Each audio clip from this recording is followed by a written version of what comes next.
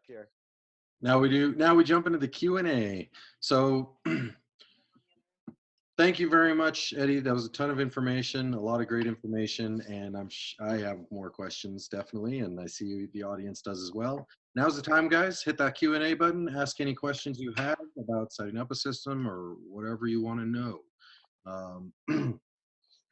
So if you're just watching online now, this is season 1, episode 20.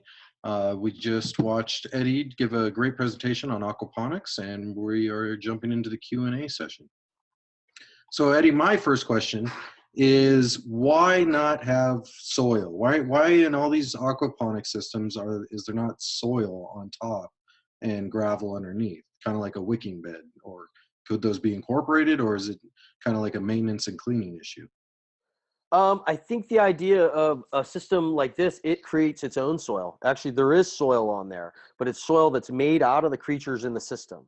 So in a sense, you're actually creating an ecosystem, and rather having to take soil from somewhere with only 2% of it left on the planet, why would I want to take soil from anywhere else and add it to somewhere where I can create soil within the system? Okay, great. So And that's kind of the thing. They create it in place. on that slide where you were, where we stopped there for a minute so you could move around the pointer, on the box, on the white box, Mm-hmm. you had a catch system that was gathering the sediment. Right. So on the bottom of that was another square that basically was connected to that square. It was a box that I added to that on the bottom of it there. And what you can't see is there were several different versions of this, but I think some of the others didn't make it onto it, which showed a different angle. There's a valve on there, a 3-inch valve and a box. So when the water gets pumped in there from the front into there, it falls to the bottom. First, all the sediment winds up sinking down to the bottom. And if you see where the white pipe comes out of the top of the square box, it only allows the surface water out. So 90% of the sediment automatically winds up at the bottom of the tank, and we can take that out later just by exiting it with the valve. And then we just put a piece of flexible hose to wherever we want that valve to go, an earthworm bin or a field we're growing corn in. Awesome. All right. Yeah, that was my main question there. The so this is all done in Hawaii. This is done in Hawaii and in Southern California right now. We have quite a bit of experiments going on in the San Diego area. We have an area that we've set up and demonstrated a lot of our experiments in. We turned a pond into an aquaponic system here, and we're working with several different companies here, incorporating a lot of our different experiments. You can check on our website. Like we have we have mealworms that are eating styrofoam right now. That's a totally different thing, but it's pretty awesome. How do I incorporate the system into a cold environment, or what do I need to think of? Do I need So one of the reasons we brought it to San Diego here and where we're at right now, I mean, where we're at in Fallbrook at the moment, was 30 degrees this morning. So my water temperature in all my tanks is down at 57. So in order to do the same systems here that I do in Hawaii, I've had to incorporate different things that I've wanted to use for years. And I've been working with them for about a year now here in Southern California. And I've been experimenting them with chillers in Hawaii and what I could get there. So we're using trout, bass, bluegill.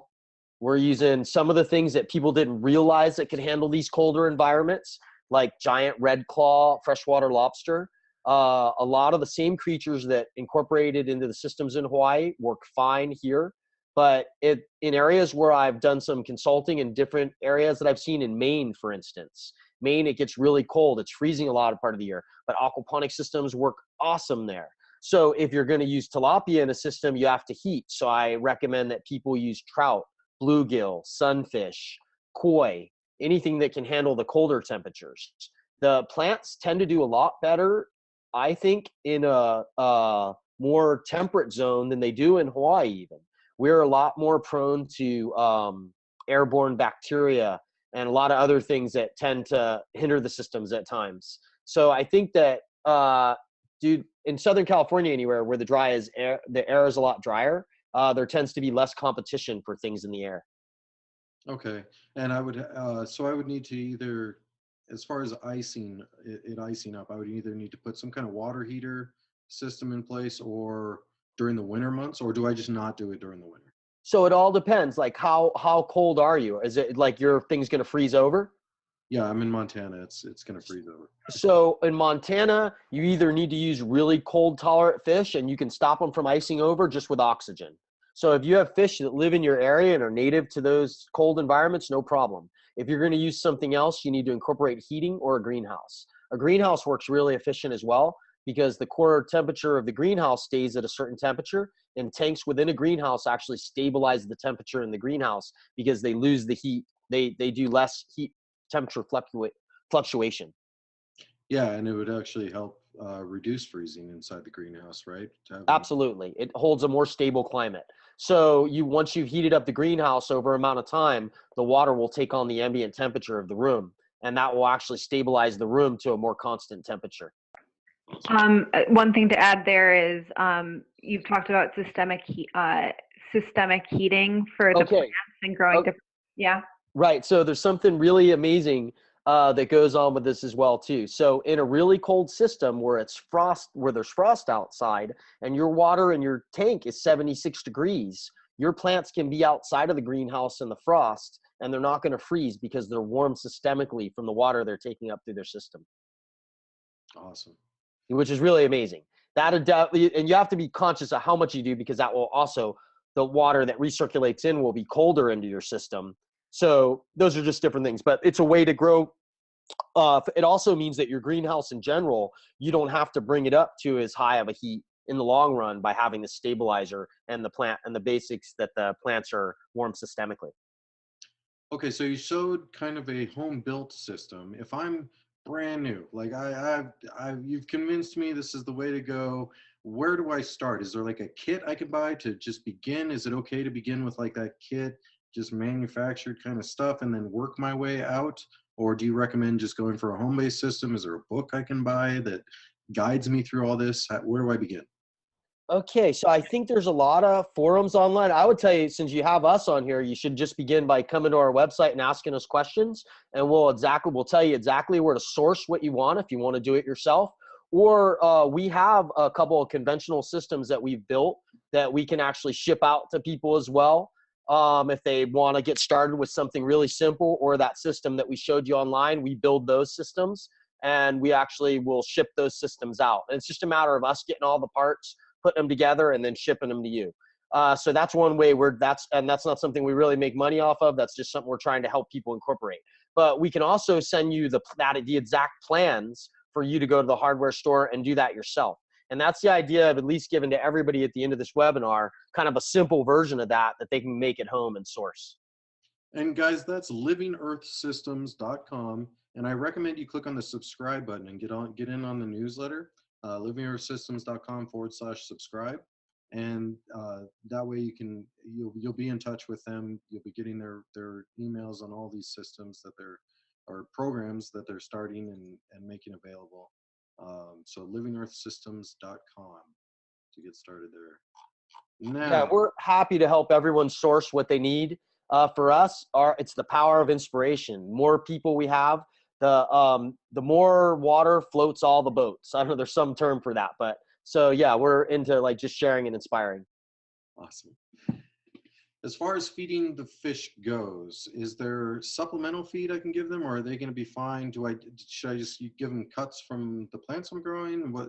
What's the best way to go about feeding? So it all depends. If you're putting in a system and you're growing a biomass, you just feed them the azolla. There's another plant that's just like azolla that we didn't show, which is called duckweed. You can just look it up online, Google it, duckweed. You'll be able to see it real quick. We also show it on our website. You can see what it is.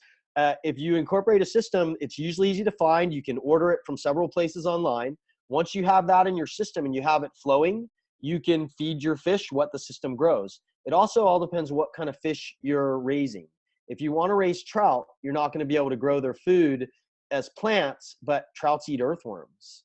So you can raise trout in a system, and then you can take that same biomass and feed it to earthworms, and then feed earthworms to your trout. So it's about thinking it out. If anybody, all they have to do is ask us, and we will give them a formula of how to do it, of how to raise earthworms to do it, or how to raise, if it's a vegetarian fish, duckweed answers it. If it's tilapia, eat anything from kale to lettuce to duckweed to algae that grows in their tank. I have systems where I don't feed the fish at all. They only eat the algae created by the sun in their tank, and I feed them zero. I put a light on the tank at night. They eat the insects that are attracted to the light, and their diet is algae that grows in their tank and insects that live in that are attracted to the light. Excuse me. Someone in the chat asked, or Don asked, have you tried black flies for meat eaters? I'm guessing you're referring to the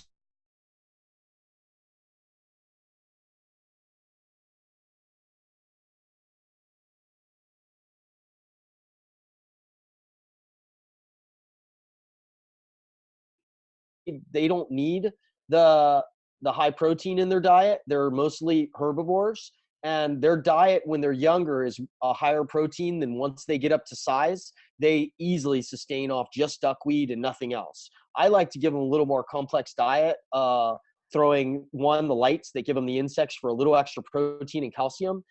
And I also find that if I throw coconut or moringa in there, I'm only increasing the nutrients of the fish that I'm going to eat later. And when I'm raising these fish, if I want to check on their health, what's the best way about doing that? Do I check their livers, or I mean, I got to cut them open, and what am I looking for? So that's an interesting question. Like so fish that are grown in an aquaponics system are not subject to heavy metals. Heavy metals are things that are accumulated in an accumulated toxin because you're growing a fish in a short time period. And if you're growing it from water that's in a contained system that's come out of a drinking system, there's not really much that they can get contaminated with. And if you were wanting to check for the health of your fish in general, I think observation, and that's what we want to teach people. If their eyes are cloudy, if they got a slime coat on them, or they just don't look right, or they're floating to the surface, there's a lot of different implications. They might not be sleeping. Fish don't sleep. That's one idea of that. So the idea of observation, I think, is the best answer to that, but also go to a pet shop and also check it out. We'll let you know as well.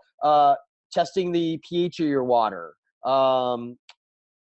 temperature, having a decent, allowing the system to flow is important. But I think observation is more the answer to that, whether it be through pH test kits and observation. If you want to cut a fish open when you're eating it and see what his liver looks like, I think that when you cut open in the system, I've never seen a bad liver in one. And I'm saying because it's a contained system and it's not subject to any toxins around it. Okay.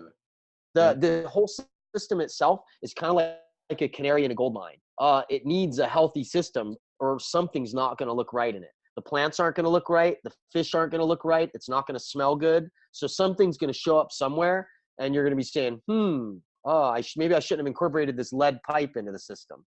What you use in your system is important.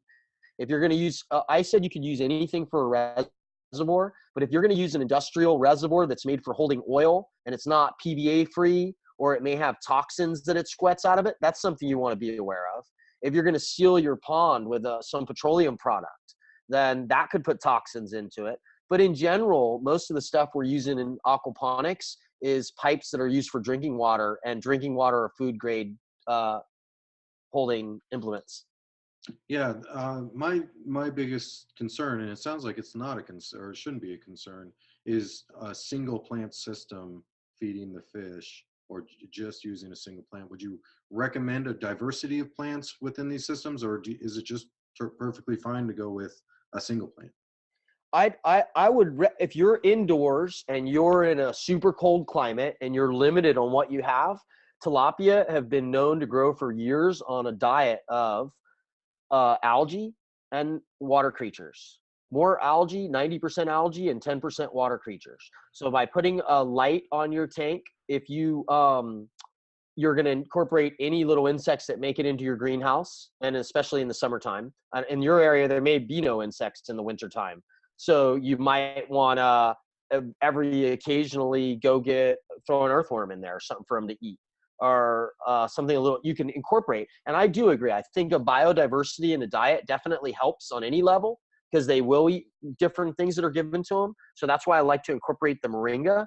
When they're small, I like to buy a bottle of spirulina, and I like to start out the fry on spirulina. That's a really good nutrient-rich algae. So there's a few things you could supplement, or you can get a commercial organic fish food. if you just want to do it on that level, you know. But I've had really incredible systems that the fish have come out delicious and the plants have grown really well on nothing but algae and insects. That's naturally occurring there. In some systems, I see the plants separate from the fish tank, and in others, I see the plants on top of the fish tank. And I'm guessing that has something to do with feeding the roots to the fish. Absolutely. I almost always keep the plants separate from the fish, unless it's trout or carnivorous fish. So trout and bluegill and bass and things that don't eat plants, no problem keeping them in with the plants. But tilapias love plants. So if you put the plants in with the fish, they're going to eat all the roots and it's not going to work for you. So that's why I showed you in that first diagram that the fish were always actually separate from the plants. The shrimp can also be in with the plants because they don't eat the plants.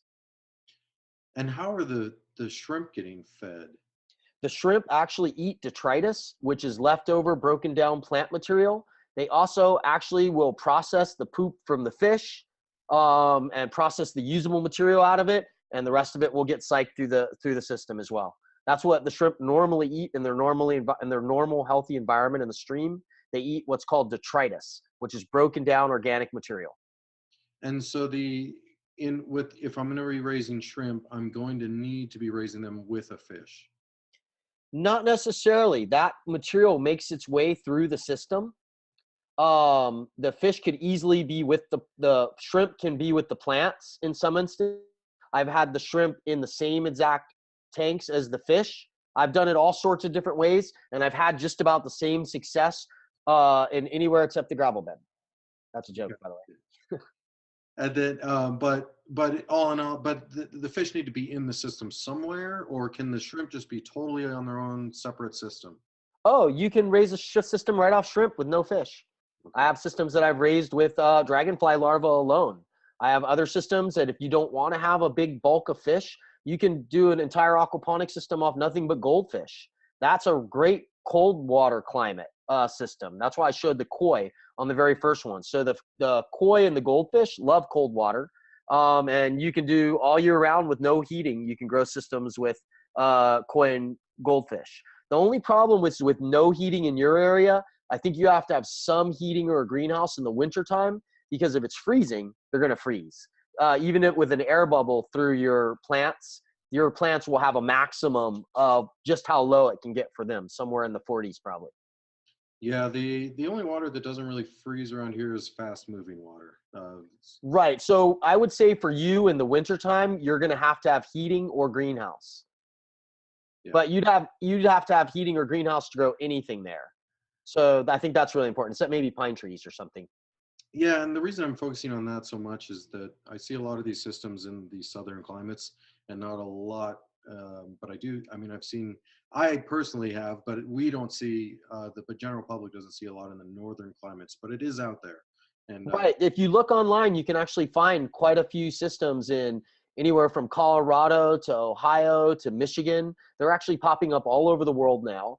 And I think for the most part, they're using greenhouses to contain the heat of the sun in there rather than having to have gigantic heating scenarios. They're trying to use the sun that's available through the day to come into the bubble, heat up the room, and then just try to do their heating at night for the most part to save on heating costs. But yeah, it works in a completely contained greenhouse environment, and there's several of them all over the world right now that are in temperate zones. All right, I want to jump into the audience questions. Okay. So the first question I have is from Mitchell, and wants to know about adapting these systems to Central Florida area, or if you're familiar with that area at all. Okay, yeah, it's kind of interesting. A lot of people who come to Hawaii, things work one way in a colder environment, and then they have a whole nother set of problems when they come to a more southern environment. Central Florida is, I think, where the largest amount of aquaponic systems are right now that I'm familiar with, like big operations. There's quite a bit of them in Central Florida. All right. And pretty much same thing that I've explained through the whole thing. Central Florida is very similar to Hawaii. It gets a little bit colder for you, but that'd be very, very similar to the systems we're doing here in Southern California as well. It's not more humidity. And Mitchell also wants to know if you've used the floating biofiltration system that Jeff Lawton has showed. So unfortunately, I'm not super familiar because I didn't come to aquaponics from the same viewpoint as those guys did. I'm not exactly super familiar with the floating medium that they're using. I'm not sure if you're talking about the styrofoam floats where they're floating their 3-inch pots in, or if you're talking about a biological medium that sits within a biological filter. That would be something that just is for surface area, usually a plastic pellet and such. Could you answer me back on that, what you're referring to? I believe he's talking about the floating styrofoam systems that. Okay, so I am not a big supporter of styrofoam. The styrofoam floats have a few advantages in some places, and I can see, for one, if you're in a cold environment, they'll hold more heat in the water. Floating bamboo rafts. I have not seen those. So I'm guessing you guys are hearing this, but I have not seen the floating bamboo rafts that those guys are using. I have incorporated a lot of bamboo myself and used it in certain areas. There's definitely some potential with that. Once the silica breaks through in the bamboo, though, it's not very waterproof. So it's hard to say. I use a lot of natural things in place for physical biofiltration. Like when we talk about surface area and they're using these plastic balls in their biofilters, I tend to use cinder or crushed rock or other things that have a lot of cinder or have a lot of surface area inside a closed dark area for biofiltration. All right. But I'm not a big fan of the styrofoam just because styrofoam in general is another thing on the planet we're trying to get rid of and not have too much of it, but they can be efficient. Yeah. All right. Yeah, you want something that'll last long term, a lot longer than styrofoam would, right? Well, if you take care of a system, the styrofoam can last, but what do you do with it when you get rid of the system? It's kind of interesting. We have these mealworms that are eating styrofoam, which is one thing that we're doing, which is one of our big movements here in San Diego that we're sharing with different people. We've got notes and numbers on it, and Stanford did a study on it just recently. We've been having a lot of our material tested, and they actually turn it back into organic material that we're growing plants with. So that's really amazing. So I actually took a bunch of my styrofoam floats and fed them to the mealworms, and then just instead incorporated wood suspended root float tanks rather than the foam. The foam is based on the water rising and dropping, and it floats with it.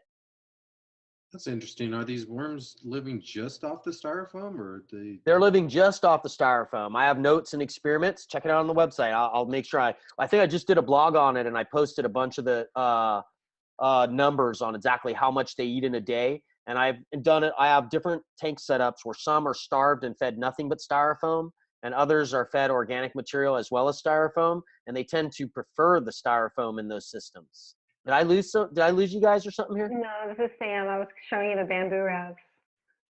Oh, okay. Yeah, I'm taking a look at a picture of the bamboo rafts in there, and I'd say I definitely think that's awesome, and I hadn't seen that before, and I would definitely recommend that over a this one looks like it has mushrooms. This one looks like very much like a living system here I'm seeing in front of me online that I saw that someone posted somewhere, and they're using a bamboo raft in it. So yes, I definitely like the idea of a bamboo raft floating like that. I've tried some experiments with it. Not necessarily super long lasting, but definitely can work. It could, but the downside of that is it can bring up the acidity of your tank at times as well, because it is an organic material. And it all depends what it gets on it, breaking it down. But I haven't used them yet myself. And you're feeding the mealworms that are eating the styrofoam, you're feeding those back to the fish? Yeah, so in the study that Stanford did, they were actually feeding them to reptiles, and they were looking to see the toxicity, and they have zero toxicity, no traceable isotopes of the actual styrofoam, because there's a bacteria in their gut that breaks it down. So when they eat the styrofoam, they don't grow off of it. They strictly use it for an energy source. So it's really weird. I put them in an area. They don't seem to start eating the styrofoam until they get to a certain size. But once they get to a certain size, the worm I use in particular has the ability to stay without morphing. It's not actually a standard mealworm. It's another type of worm that lasts for up to a year in the pupal stage, as long as you keep them together. So yeah, I do feed them to the fish as well. But I don't feed them to the fish exclusively. It's more on an experimental basis, just out of, hey, I'm feeding them styrofoam. And if I'm telling people not to feed their fish dog food because they're eating dog food, I don't necessarily want to be eating styrofoam. But I'm doing it more for experiments for the planet in the future. Awesome. All right. Yeah, and you can check that out on our website. It's like pretty cool and something to check out for sure. When now, your website, do your blog posts focus on kind of the advanced user that's been doing this for a while, or the new user, or both? I'd say we're somewhere in the middle. I'm trying to take information that can be used by the advanced user or by the complete novice.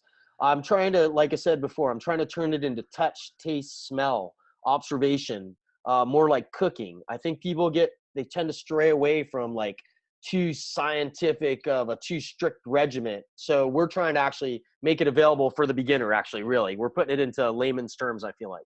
But a lot of the information we're finding out that people who've been doing standard aquaponics for years and years, this is actually advanced for them as well because it's such a changeover from what they're taught. Yeah. All right. Next question I have is from Chris, and Chris wants to know if a Zola will tolerate a slight freeze. So, Chris, it will tolerate a slight freeze, a frost.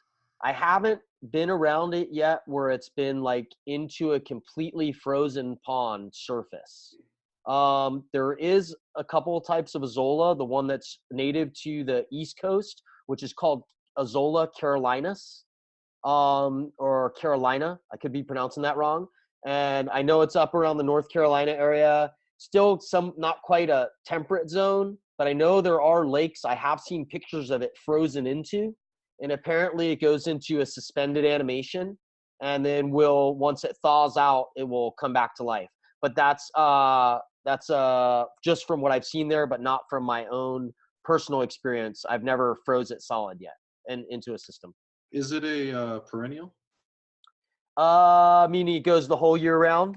Multiple years? Yeah, multiple years and years and years. Once it's established, as long as you keep it healthy and it has nutrients for itself, then it will keep a continual cycle. And as a biomass, if you're doing it just right, it really likes environments from 78 to 90. So in the summertime, it's going to be a lot better for people.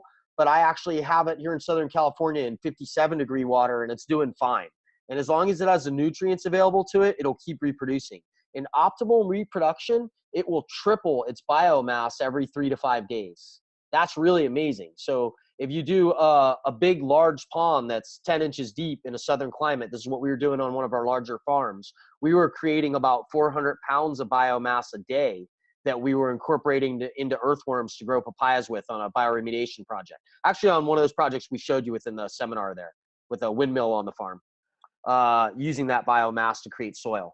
Eddy, for the question that was just asked about the Azolla, having Azolla freeze over, would that be a situation where you would recommend someone finding local water plants? No, actually, that's a great idea. So when we talk about the things we use here, when you're in a totally different climate than we're at, and I am not super familiar with the up north totally cold climate. I've dabbled in it a little bit, and I've done some consulting for systems up there, but I haven't grown up in that. And so I would say there's probably several water plants out there that are usable for fish to eat and as a biomass that I'm completely ignorant to. And that's, again, what the main idea of this is, to inspire you to start looking around your own neighborhood and see what's available. I'm not sure how watercress does in a cold environment. I've only grown it in a southern environment, so I can't really say. But I would definitely say that's a great idea to start looking around your own area and see what's growing in the wintertime. Bust through a piece of ice in the lake and see what plants are still alive down there. I know there's quite a bit of different algae, blue-green algae and stuff that can thrive in those situations. Are there specific forums or things that are places you would recommend people go to for those kind of questions? Unfortunately, most of my knowledge has come from observation of the land itself, and I'm not super computer savvy, as you guys can probably tell, looking at notes and relying on Sam to help me get through the screen here. Most of my expertise has come from hands-on and not very super computer savvy. So Sam may have one to recommend you guys way, but I'm not sure actually. The aquaponics forums, I've found, I haven't done that much digging, but most of them are kind of what we were talking about in the presentation, that is quote unquote standard aquaponics, where you have a lot of people adding different nutrients and minerals in with their system and checking pH every 2 days because they don't have biodiversity to make it resilient.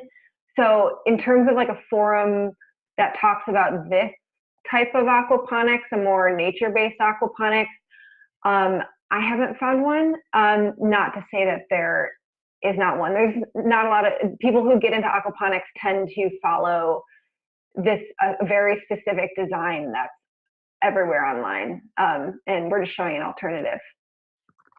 Yeah, I was just wondering, I wonder if permies.com. Yeah, and if someone else knows, feel free to reach out to us on our website and share it with us as well so we can source it for other people. Because if I would think with the collective consciousness of the universe that people's mindsets are starting to go that direction. So if anyone knows of it, and if you guys come across water plants in your own area, or you have ideas you've been thinking about that you think would be able to incorporate, feel free to share them with us and we'll be happy to share them with others as well. Because I feel like the path doesn't exist until someone takes the first step. And a lot of the times when we're looking to get into this, we're always looking for the formula that's already made. And I think that this endeavor, you'd be amazed at how much that your own common sense will tell you right there and make it available for you just through observation from what's around you. Sam, I'm going to ask you for a favor. I've got one more question for Eddy, but my chat and Q&A has frozen up, so I can't see what has gone beyond this question. So the next question I have, if you can look in that Q&A. I'm looking. The next question I have is from Gianni, and I'm not sure if there's questions after that. But Gianni's question is, how do you deal with the sediment buildup in the natural pond systems fed by a smaller stream? You're talking about, I'm guessing they're talking about in nature? No, I think they're talking about trying to build their own natural pond system. And also, I don't know if they're capturing from a small stream or creating their own small stream from above, from maybe another pond above. So there's several different options for that. Most of that you should be looking into in the very beginning in design. So if you're designing it and you're building it from the bottom up, real simple. Make a lower area in it, just like that square tank had, that the sediment will naturally fall into. And then you can either use gravity, set up a siphon system the same way you would on an aquaponic system, basically which will show you there how that diagram is. I have a hard time just explaining it to you, but how you siphon gas out of a gas tank, basically. Same exact thing. A 2-inch pipe of flex hose. I've cleared 6 feet of sludge out of giant ponds and pumped it into field and grow incredible amounts of vegetables in it. So the idea of designing it so the sediment will come to one place, and then you can use a siphon to put that sediment anywhere you want it. Or in design, creating it with a sediment and a drain with a valve that you can just automatically get that out of. If you're trying to deal with a situation that's already built and you were not able to design that, and it looks like that this is a farm pond with a runoff from a stream in it, what you'd want to do is you'd want to find where the deepest part of the pond is, or potentially even go in there and reshape part of the bottom of the pond. Sometimes it can be as simple as putting a piece of 8-inch pipe on the bottom of the pond, the direction from which the stream comes to the lowest point of the pond. At the bottom of that 8-inch pipe, you create something like the blue tank that's in the bottom of this aquaponic system. So if you can imagine a pipe go into another pool that sits sunken down into that pond, and then you do the same exact thing. The sediment will all find its way down there. You can just siphon it out with a piece of 2-inch flex hose, PVC flex hose. So it's really simple. You just submerge that pipe in and then you take it out. You need a little bit of a drop, but you really only need 2 or 3 feet below the bottom of the pond to get a drop from a siphon there. So I've always kind of heard that the general rule is to keep a water system or a living water system at about 6 feet, or not to go deeper than 6 feet. Is that accurate, or what do you recommend on those? You mean in a farm runoff pond? I'm not exactly sure what you mean there. Just in an aquaculture system, yeah, a natural aquaculture system. If I'm building my own ponds, what kind of depth is optimal for plants and fish? You're right. That's usually my average is about 6 feet, between 5 and 6 feet deep. That's in southern climate. in northern climate, there might be differences in that. I think I might recommend to make it deeper so that the water doesn't freeze, that you have more of a reservoir down there so that you could stop from, you know what I mean? So you wouldn't have so much volume. But I've had fish ponds that have been 10 feet deep and had the same success as ponds that I've had that are 4 feet deep. So I don't know if that's such a crucial rule. I think that's determined on to given situation where you're at and what other factors are into it. Sometimes that can be if there's a tree nearby that's dropping leaves in it, can change that altogether, or how much sediment. If there's no sediment in the tank, sometimes you can go deeper, no problem. And it all depends. And do you have any issue with dredging ponds? It all depends. If you're going to dredge a pond and then you're going to try and incorporate something into it instantly, bad. Because what you're going to do is you're going to take a bunch of, the word we used earlier, anaerobic, meaning without oxygen. You're going to take an anaerobic culture, and then you're going to stir it up into an oxygen environment. And with that, it's going to release a lot of toxins. So if you are going to dredge a pond, you need to refill it and let it rebalance itself. So I have another question if you're ready for that. Yeah, I'm hoping I got that sufficiently out to people in there on the dredging one there. Are you done with, did that give you an idea on that? What I mean by that? Yeah, absolutely. Would you now, if you're dredging, would you recommend somehow separating the fish out of that system first? Absolutely. If you're going to dredge, you want to remove the fish first if you're in a dredging situation. And that can be as simple as laying a net on the bottom, or a seine net, or just through conscious, well, I'm not sure what type of pond it is or what your harvesting system is for it or what kind of fish you have in it. Sometimes catfish can be really hard because they'll dive right down into the sludge. Most of the systems, even before dredging, I would recommend going in with 2-inch to 3-inch flexible PVC flex hose and just straight gravity siphoning. I've never found anything better than that.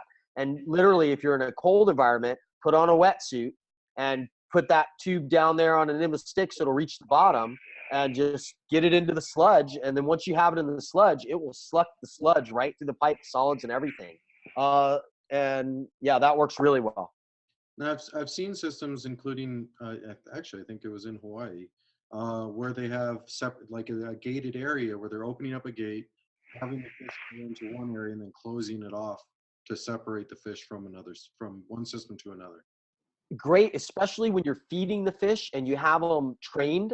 A lot of people don't realize a lot of fish in the system, after you've been feeding them for months and months, they're pretty smart and they're creatures of repetition. All I have to do is come up and tap on the tank, and 70% of the population is where I tapped at. So if you're continually feeding them on one side of the tank, that's a great way to catch them out of the pond. In Hawaii, we also use small throw nets with a small eye so it doesn't gill the fish, and you can pull them out with nets as well. So feeding them can be a huge part of removing them from the system before you suck out sludge or dredge out sludge or whatever it is you're going to do. All right, Sam, I think we have time for one, maybe two more questions. So what do you got? This one's a short one. In the picture of the shrimp, how long does it take, does that one take to get to that size? I don't know. I couldn't hear what you said. So in the picture of the prawn, how long does it take to get to that size from juvenile? Okay, so that's a really large prawn. The prawn that we're using in here, the Rosenberg, it's the largest commercial freshwater prawn that there is, and they can get up to 1.5 pounds. And normally it would take about 18 months for one to get to 1.5 pounds. But within 6 months, they're almost on an average close to 1 pound. I think I can't remember the specs exactly, but I think 8 to 10 ounces in the first 4 to 6 months fed properly. Okay. They're an extremely large shrimp. Someone's asking if vetiver grass grows in zone 6. Zone 6, yes, it does. All the way up to zone 3. Okay. I missed how the crushed stone and worms fit in. Is that in a specific system not shown? Was that the parking lot example using the gravel in lieu of a sediment tank? So that's what goes into the baskets, David. Right. So we didn't show you, we showed you a gravel bed at one point, but that particular one had red cinder in it. And that was one someone else made that I actually pulled the red cinder out and replaced it with crushed rock. Crushed rock is basically the inert medium that the plants are growing in. And then the worms live in the rock and in the water. And then the organic material, the coconut material, is in there with the rocks as well. The worms move around in it, and they eat the solid fish waste that come into the gravel bed. Even though the sediment tank catches the stuff that settles, a lot of the fish waste floats when it's first done.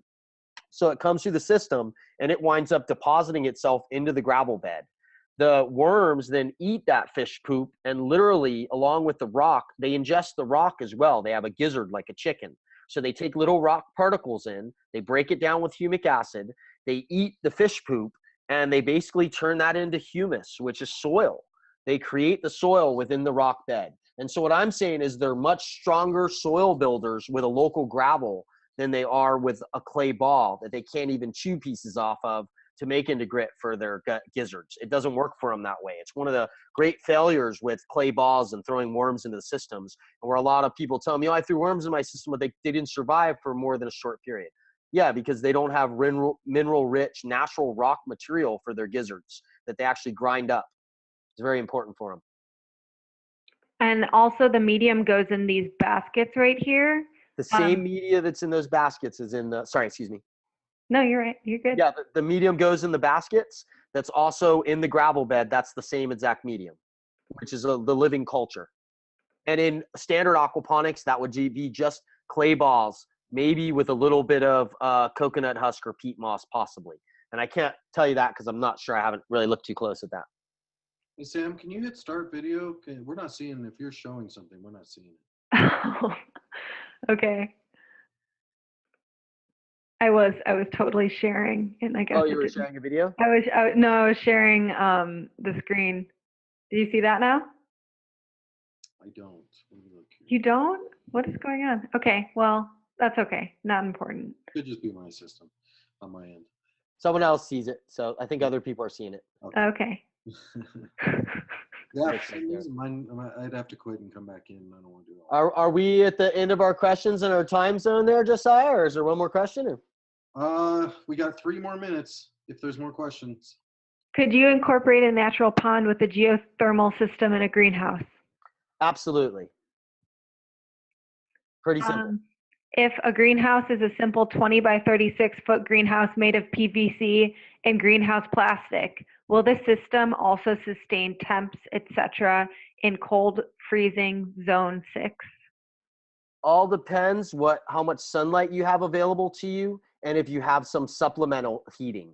In a situation like that, I would recommend a gas-powered or some type of efficient inline heating system, as well as that. The temperatures will be low, if you're just borderline freezing, your temperatures in there in the daytime will be easily 20, 30 degrees above what's outside. But at nighttime, without insulation in it, your temperatures are gonna drop. The only thing that's going to dictate keeping that a little warmer in there would be the size of the tanks you have in there and what their temperature is. So you would more than likely need to supplement with some heating with just the plastic greenhouse I'm assuming up there, and that's from my limited experience in your cold climates. Okay, final question. I'm fitting them in. I mean, there's a bunch more questions, but I mean, maybe we could answer those offline. Quick. But I've got a couple of outdoor ponds. Any tips to handle predators of your fish? I'd heard you can put pipe in for them to hide from raccoons, herons. Does that work? What if you have ducks? Exclude them entirely? Well, so I've built whole systems on just ducks. Ducks have super nutrient-rich poop. And how to handle predators. Okay, so the duck thing is a totally different ball game that takes a whole very complex thing, so I'm not going to answer that one. But anything from trellises over the pond that can create shade, which will give you better water temperatures and less algae, and they can be very aesthetic. That's what I tend to do a lot to keep predators out. Sometimes bird netting, sometimes water plants, sometimes just having enough of a depth in the center that they can run away from the predators, and also physical hiding places such as pipes, etc. Okay, we're done. Yeah, so just so you know, that the predator thing sometimes can be as simple as your bright lights on the surface of the water at night. And sometimes that can scare a lot of predators away. Sometimes it can be a bright light and a simple recording or a little bell that comes on like a scarecrow. Those have been really useful for myself as well at different times. So And I see someone saying thanks for sharing, and I'm glad we could share with all you guys. Super stoked that we have people that want to hear it. That's what's going to create us making a little better planet here. yeah, thank you very much, Eddie and Sam. You guys have been great. It was a great show. Love the audience participation, guys. Thank you very much for all the questions. How many more questions are there, Sam? I see 1, 2, 3, 4. All right. Let's answer. Yeah, let's just go ahead and answer them. Let me wrap up Yeah. the recording, and then we'll go into answering the extras. Okay. All right. So thank you very much, everybody. It's been a great season. Thank you very much, Eddie and Sam, for joining us today. Great show. Very happy with it. Check out livingearthsystems.com and tv.permaethos.com. Subscribe to both newsletters. If you subscribe to tv.permaethos.com, you will get the schedule that is for next season, for season 2, or at least most of the schedule. And you'll also get notifications when the first episode airs or begins. So it's been a great season. Please, youtube.com/permaethos. We're trying to get subscribers on there. Same with our Facebook, newsletter, all that. And please share with everybody if you enjoyed the shows. There are a lot more videos still coming out that have been going through editing, and those will be out soon on tv.permaethos.com. I should have the next episode available today or maybe tomorrow. So thanks again, guys. It's been a great season. Goodbye. Can I add a comment before you end the recording? Yeah. If anyone watched this and they want, we had mentioned that we're going to email everyone the design, the aquaponics design of what we showed in the video. If anyone watches this later in the recording and they want that design, just email sam@livingearthsystems.com and I'll happily send it your way. Okay. Yeah, and check out our Instagram and our Facebook as well. Awesome. Thanks, guys. Super awesome.